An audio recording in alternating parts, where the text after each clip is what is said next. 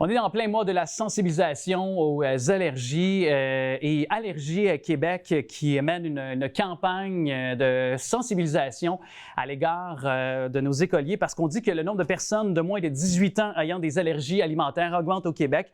Une hausse notamment de 18 % qui est rapportée au cours des 10 dernières années. On va vérifier pourquoi, notamment avec Dominique Seigneur, qui est directrice des communications d'Allergies Québec. Bonjour. Bonjour. Comment et pourquoi on constate cette hausse? Quand même, 18 % c'est assez majeur. Oui, certaines études vont y aller jusqu'à 18 % d'augmentation sur une décennie. C'est énorme. C'est un problème de santé publique vraiment officiellement qui a commencé il y a peut-être une trentaine d'années, cette recrudescence autour des arachides, des noix dont on entendait parler. Aujourd'hui, en 2024, Santé Canada va recenser 10 aliments qui sont responsables de 90 % des réactions. Donc, c'est beaucoup d'aliments là, qui peuvent causer des réactions. Lesquels? Par la suite, on a... Je vous interromps parce que je veux savoir lesquels aliments. Oui, bien, on a les noix, les arachides. Ça, c'est vraiment assez commun. Ensuite, on va avoir les poissons, fruits de mer, beaucoup d'œufs et de produits laitiers, surtout chez les jeunes, les nouveau-nés. Puis par la suite, on va avoir des petits nouveaux comme le sésame, la moutarde. On va aussi retrouver le blé, le soya. Donc, vous voyez, il y en a quand même... Ça peut être difficile de s'y retrouver quand on vit avec plusieurs allergies alimentaires. Oui. Et je voyais qu'au Québec, on semble être, est-ce que je peux dire, des cancres comparativement au reste du Canada concernant le domaine des allergies et dans nos écoles pour faire de la sensibilisation et de la prévention aussi comparativement au reste du pays? Disons que le reste du pays, quand on suit les bonnes pratiques, exemple en matière d'étiquetage, ça, Québec, c'est pareil, ça va super bien. C'est vraiment au niveau des écoles où on est dernier de classe, sans vouloir faire de jeu de mots, on a un gros retard.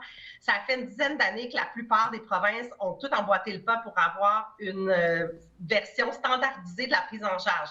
Une loi, une réglementation. Donc, c'est même, là, certains gouvernements sont allés avec la législation pour faire en sorte que tous les enfants soient reçus de la même façon en termes de gestion des allergies alimentaires, qu'il y ait de la prévention qui soit faite et puis qu'on sache comment agir si jamais il y a une réaction, ce qui n'est pas toujours le cas dans les écoles. Les directions d'école vont au meilleur de leur connaissance. Donc, on n'a pas d'implication ministérielle, gouvernementale ici, pas de loi, pas de réglementation. Chacun fait ce qu'il veut, ce qu'il peut. Et donc, comparativement, par exemple, dans le reste du Canada, c'est quoi? C'est qu'on intervient dans les classes, on fait de la sensibilisation auprès quoi, des parents pour pas qu'ils le mettent dans les boîtes à lunch. Un exemple d'aliments, exemple comme les noix de leurs enfants. C'est le genre d'incitation qui est fait auprès des parents dans les autres provinces, comparativement chez nous? Vous allez être surpris parce que c'est un peu l'inverse. Ah ouais? Disons qu'on prend l'Ontario. Oui, c'est histoire triste. Il y a à peu près une quinzaine d'années, une jeune fille de 13 ans du nom de Sabrina est décédée sur les lieux scolaires. Personne n'a su comment gérer son allergie qui était pourtant connue de tous. Elle est entrée en détresse respiratoire, décédée sur les lieux. Sa famille a mené une campagne de sensibilisation pour faire en sorte qu'il y ait un encadrement et ça a été légiféré 2 ans plus tard.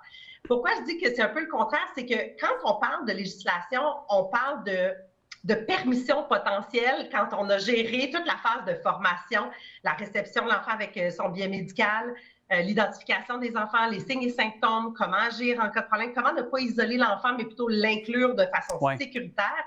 Et puis par la suite, ces provinces-là, donc, elles n'ont absolument pas de retrait ou de bannissement des allergènes en milieu scolaire.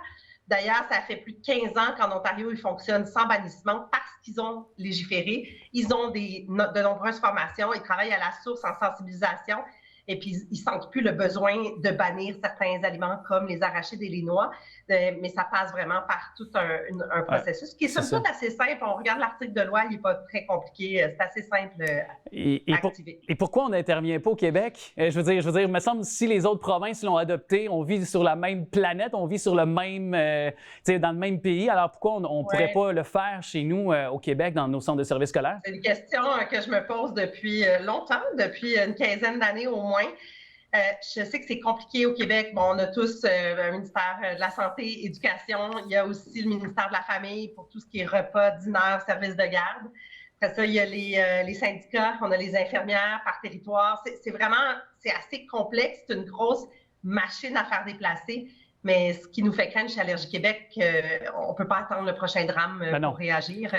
Il faut vraiment agir en amont comme le font les autres provinces. Est-ce que ce serait de peut-être chez les distributeurs et producteurs, par exemple, de produits, parce que des fois, c'est tellement mal indiqué sur les étiquettes, le consommateur moyen ne s'y retrouve pas. Même, je me demande si l'industrie est capable de détecter et à quantifier les allergènes qui sont même présents au sein même de leurs mêmes produits. Est-ce que ce serait de passer par là, notamment parmi les pistes de solutions?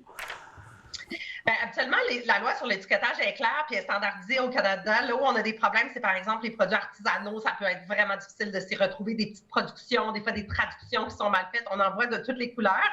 Je pense que ça serait important de sensibiliser les gens qui entourent l'enfant allergique, que ce soit les enseignants, que ce soit ses amis, créer des outils pour que ça soit simple, que ça soit le fun d'en parler, puis qu'on sache que cet enfant-là, cette allergie-là, il n'y a pas de partage, on se lave les mains, puis la vie continue. C'est de la façon qu'il faut qu'on voit. C'est énormément de pression et de stress sur les épaules des parents.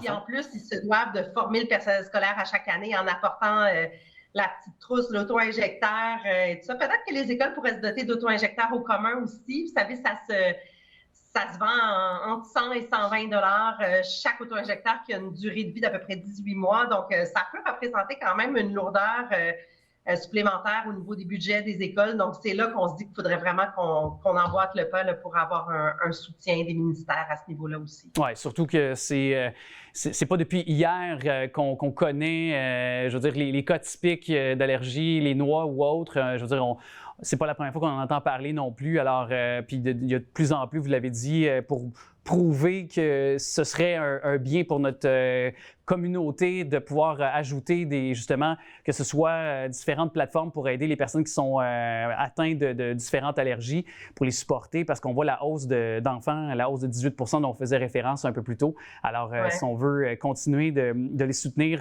puis de favoriser l'inclusion, je pense que ça passe par là. En tout cas, merci d'avoir rappelé ce message très pertinent. Dominique Seigneur, c'est un plaisir de vous recevoir et les liens sont au bas de l'écran pour avoir plus d'informations concernant vos revendications et les pistes de solutions qui seraient peut-être envisagées chez les parents, les enfants également qui étaient donc témoins de notre conversation. Merci à vous.